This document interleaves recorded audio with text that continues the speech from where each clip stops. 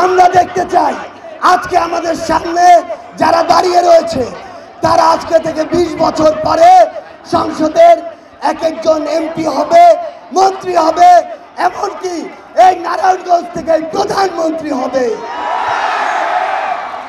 আমরা আপনাদেরকে আমাদের জায়গা থেকে স্পষ্ট করে বলে দিতে চাই, আমাদের এই তরুণ প্রজন্মের একটি অংশকে কিছু কিছু মানুষ নিজের স্বার্থে ব্যবহার করার জন্য তাদেরকে বিভিন্ন নামে নামাঙ্কিত করছে।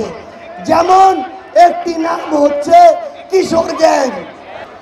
আমরা আমাদের জায়গা থেকে আপনাদেরকে স্পষ্ট করে বলি, আমাদের যে ভাইদেরকে কিশোর গ্যাং বলে অভিহিত করা হয় তারা তো কিশোর, তাদের তো অভিজ্ঞতা, জ্ঞানে কিংবা চিন্তায় সীমাবদ্ধতা রয়েছে বা থাকতে পারে, কিন্তু যাদেরকে বা যারা তাদেরকে ব্যবহার করছে তাদের তো উদ্দেশ্য স্পষ্ট, তারা আমার এই ছোট ভাই বোনদেরকে লাঠিয়াল বাহিনী হিসেবে ব্যবহার করতে চায়। আমরা আমাদের জায়গা থেকে আপনাদেরকে স্পষ্ট করে বলি, আপনি কারো লাঠিয়াল বাহিনী হবেন না। আপনি মেধা, যোগ্যতায়, শিক্ষায়, দক্ষতায় এমনভাবে নিজেকে গড়ে তুলুন যিনি নিজের উপরে স্বাবলম্বী হবেন, কোনো ভাইয়ের উপরে নয়। আমাদের জায়গা থেকে বর্তমান তরুণ প্রজন্মের প্রতি স্পষ্ট বার্তা, আজকে বৈষম্য বিরোধী আন্দোলনের আমরা একজন আন্দোলনকারী, আর যদি বলতে হয় সমন্বয়ক, তাহলে এই 24-এর অভ্যুত্থানের প্রত্যেকেই এক একজন সমন্বয়ক। আজকে যদি আমার একজন ভাই কিংবা আমাদের সামনে ওই শিল্ড হিসেবে দাঁড়ানো আমাদের বোনেরা সামনে না থাকতো, তাহলে কি এই আন্দোলন সফল হতো? তাহলে আজকে প্রত্যেকে এই আন্দোলনের এক একজন গুরুত্বপূর্ণ সমন্বয়কারী। আমরা আসার আগে বিভিন্ন জায়গা থেকে নারায়ণগঞ্জ সম্পর্কে জানার চেষ্টা করেছি। আমরা জেনেছি এই নারায়ণগঞ্জে মানুষ, অল্প কিছু মানুষ বৃহৎ একটু মানুষকে গোষ্ঠীবদ্ধ করে, জিম্মি করে বিভিন্ন ব্যবসা পরিচালিত করছে। এই নারায়ণগঞ্জে ফুটপাত থেকে শুরু করে গার্মেন্টস কিংবা বিভিন্ন মার্কেট থেকে শুরু করে অটো স্ট্যান্ডে যে চাঁদাবাজি চলে, সেই চাঁদাবাজি ছাত্র জনতা সমর্থন করে না। আমরা স্পষ্ট করে বলতে চাই, এরকম বিভিন্ন চাঁদাবাজি কখনো ছাত্র জনতার যে স্পিরিট, সেই স্পিরিটের সাথে যায় না। আমরা আপনাদেরকে বর্তমান তরুণ প্রজন্মকে একটি কথা বলতে চাই, আমরা মনে করি আজকে নয়, আজকে থেকে 10 বছর পরেও যদি এটির বাস্তবায়ন হয়, তবেই 24-এর যে অভ্যুত্থান সেটি সফল হবে। আপনারা বলুন, বিগত 16 বছরে ফ্যাসিস্ট হাসিনা অসংখ্য মানুষকে মিথ্যা মামলা দিয়েছিল কিনা? ফ্যাসিস্ট হাসিনার দোসররা অসংখ্য মানুষকে জেলখানায় অন্যায়ভাবে রেখেছিল কিনা? ফ্যাসিস্ট হাসিনার দোসররা অসংখ্য মানুষকে ওই ডিবিএফ হাজতে হাউন আঙ্কেলের কাছে পাঠিয়েছিল কিনা? আপনারা বলুন, ওই ফ্যাসিস্ট হাসিনার দোসররা বিভিন্ন জায়গায় বিভিন্ন নামে চাঁদাবাজি করেছিল কিনা? যদি এগুলো করে থাকে, তাহলে 16 বছর পরে যেই অভ্যুত্থান গঠিত হয়েছে ছাত্র জনতার অংশগ্রহণের কারণে, আজকেও যদি অন্য কিছু মানুষ অন্য কোনো রূপে এই কাজগুলো করে, তাহলে কি আমরা এগুলো সমর্থন করি? ছাত্র জনতাকে এগুলো সমর্থন করে? 24-এর গণ অভ্যুত্থানের সাথে, এই স্পিরিটের সাথে সেটিকে যায়? আমরা স্পষ্ট করে শুধু নারায়ণগঞ্জ নয়, আজকের এই মঞ্চ থেকে পুরো বাংলাদেশকে একটি কথা বলে দিতে চাই, বাংলাদেশের যে নতুন তরুণ প্রজন্ম আসছে, সেই তরুণ প্রজন্ম একটি সুন্দর বাংলাদেশ চায়। আমরা আমাদের জায়গা থেকে আপনাদেরকে কিছু স্পষ্ট বার্তা দিতে চাই। আজকে আমার সামনে যারা রয়েছে, আমি অডিয়েন্স হিসেবে তাদেরকে এই প্রত্যাশা করেছিলাম, কারণ আমাদের স্বপ্ন হচ্ছে আগামীর বাংলাদেশ নিয়ে, আর আগামীর বাংলাদেশের নেতৃত্ব দিবে আজকের যারা তরুণ সমাজ তারাই।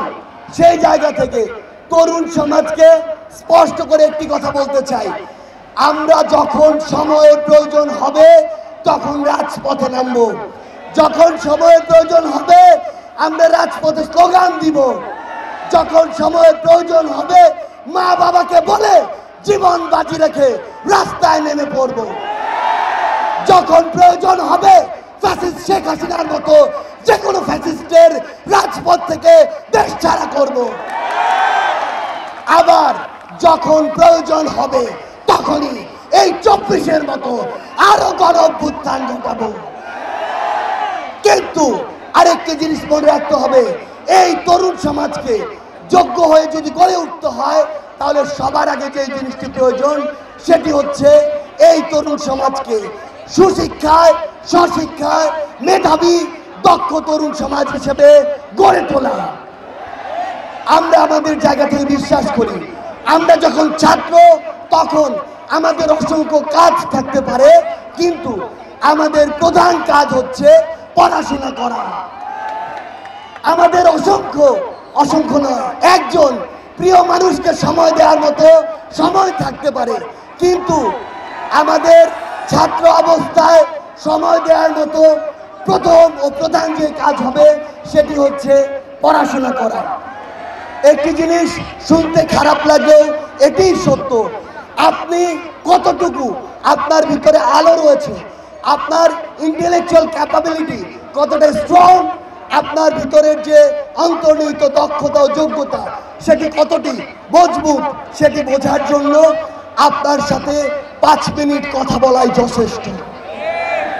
সেই জায়গা থেকে আমার যে ছাত্র ভাই বোনেরা আজকে আমার সামনে উপস্থিত রয়েছেন, আপনাদেরকে বিনীত একটি অনুরোধ জানাই, ছাত্র অবস্থায় আমরা আমাদের সকল কাজ করলেও আমাদের যেন পড়াশোনাটি ঠিক থাকে, আমরা যেন বাংলাদেশ হোক বিশ্বের হোক যে কোনো একটি ভালো বিশ্ববিদ্যালয় থেকে আমাদের গ্র্যাজুয়েশনটি অবশ্যই কমপ্লিট করি।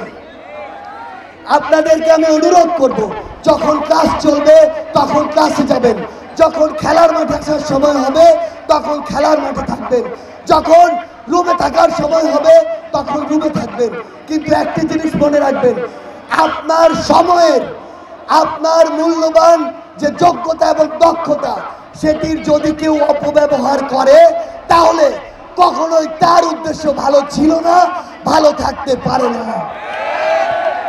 আমরা আপনাদের উদ্দেশ্যে শুধু একটি কথা স্পষ্ট করে বলতে চাই, এই যে নারায়ণগঞ্জ, সেই নারায়ণগঞ্জে নাকি রমরমা মাদকের ব্যবসা চলে,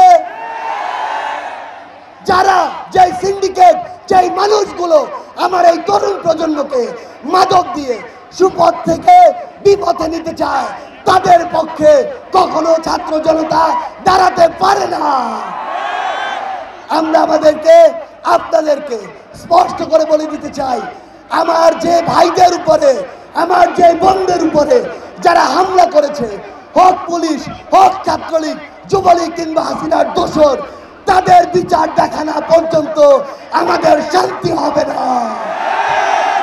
যে চিহ্নিত সন্ত্রাসীরা আমাদের উপরে নির্মমভাবে গুলিয়ে চালিয়েছে সেই চিহ্নিত সন্ত্রাসীদেরকে অবিলম্বে গ্রেফতার করে তাদের বিচারের আওতায় আনতে হবে।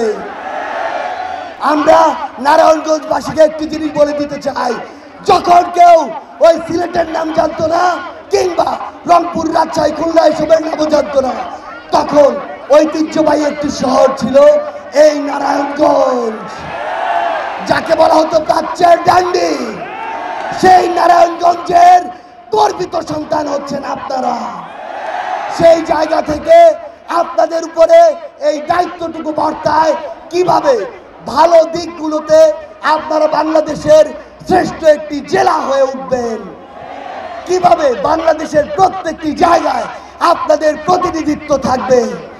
একটি জিনিস মনে রাখবেন, সংসদে ডিসিশন মেকিং এ পলিসি মেকিং এ আপনাদেরকে আমরা আগামীতে অনেক বেশি দেখতে চাই, কারণ দিন শেষে আপনি কি খাবেন, কি পড়বেন, কিভাবে চলবেন, কিভাবে আইন তৈরি হবে, কিভাবে গার্মেন্টস চলবে, কিভাবে আইন শৃঙ্খলা বাহিনী চলবে, সবকিছু নির্ধারিত হয় ওই সংসদ থেকে।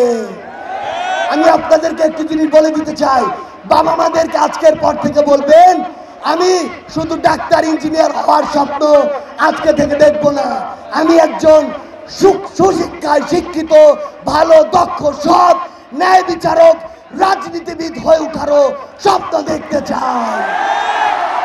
পরিশেষে আমার নারায়ণগঞ্জের রক্তক্ষয়ী 24-এর সংগ্রামের ছাত্র জনতা ভাই ও বোনদের উদ্দেশ্যে শুধু একটি কথাই বলতে চাই, কোনো অপশক্তিকে কোনোভাবে 24-এর ছাত্র জনতার অভ্যুত্থানের যে স্পিরিট, সেই স্পিরিটকে প্রশ্নবিদ্ধ করার মতো কোনো কাজ আপনারা কখনোই করতে দিবেন না।